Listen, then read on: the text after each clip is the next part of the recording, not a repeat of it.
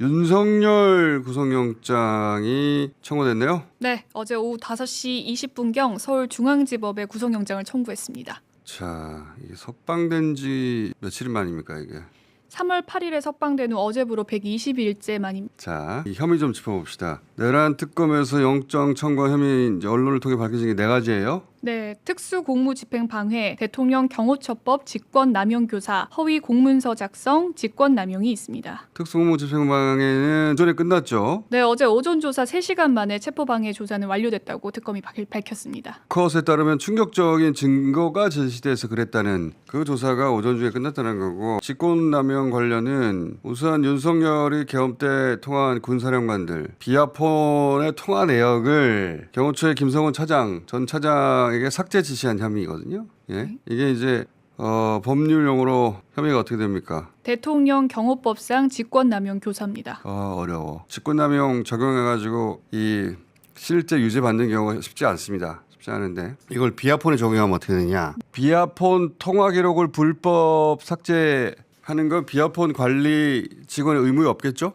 없겠죠. 그렇죠? 그런 불법 지시를 하면 그 지시한 공무원이 직권남용죄가 되겠죠? 그렇죠? 그런데 그런 직권남용을 하도록 시켰다. 교사. 누가? 윤석열이. 누구에게? 김성훈에게. 근데 이제 경호처 직원들이 현명하게도 그 지시, 불법 지시의 정황을 문건으로 남겼어요. 김성훈이 직원들에게 대통령 지시를 하면서 여인영, 이진수, 곽종군 그 사령관, 이 사람들이 다 계엄 때 이제 윤석열과 통한 사람들이죠. 사령관 비아폰 통화 기록을 원격 삭제하라고 했는데 삭제를 하지 않고 대신 경호처에서 보고를 합니다. 지금 한겨레가 만든 문건인데 12월 7일 전체 단말기 내 데이터 삭제 지시가 있는데 검토를 했더니 형법 155조 증거인멸 관련 문제 소지가 있어서 안 된다. 이렇게 그런 지시가 있었다는 근거를 남긴 거예요. 아주 현명한 대처를 한 거죠. 그러면서 삭제도 안 했고. 한겨레가 정리한 그래픽입니다. 자, 이 죄를 묻는 거예요. 윤석열, 김성훈 시켜서 그 비아폰 통화 기록 지우라고 했다면서 그걸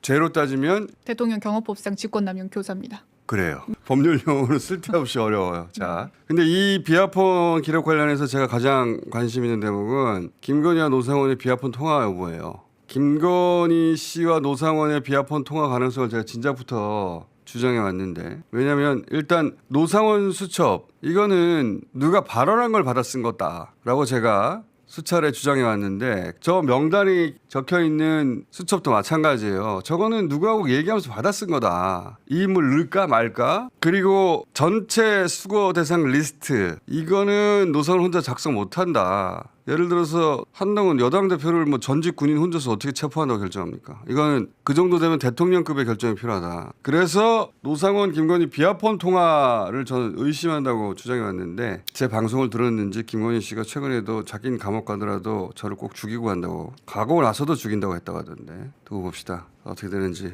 그런데 김건희 씨 역시 혼자 작성을 못해요. 저 많은 명단을. 그래서 저는 의심하기를 이 명단을 누군가 의논하면서 작성했을 것이고, 그런 정도 의논을 하려면 대통령실에서 가장 가까이 있으면 절대 신뢰한 인물들 것이고, 예를 들면 김태호 전 차장이나 처음부터 끝까지 같이 했던 김성훈 차장 정도 되는 그런 인사들도 이 관련해서 수사를 해야 한다고 주장해왔어요. 근데 봉지욱 기자가 주말에 갑자기 김건희 노상원 비아폰 통화 SNS를 몇 줄 딱 썼어요. 네, 봉지욱 기자가 뭔가 취재했나 본데 봉지욱 기자를 통해서 곧 확인이 되겠죠. 자, 그리고 또 다른 윤석열 직권남용은 국무위원 상대로 한 건데 이것도 조금 설명이 필요합니다. 6월 30일부터 7월 4일까지 이 혐의 관련해서 소환된 사람들이 있죠. 6월 30일은 강희구 전 대통령실 부속실장, 7월 2일에는 한덕수 전 국무총리와 안덕근 산업통상자원부 장관, 유상인 과학기술정보통신부 장관과 김정환 전 대통령실 수행실장을, 그리고 4일에는 이주호 사회부 총리를 소환했습니다.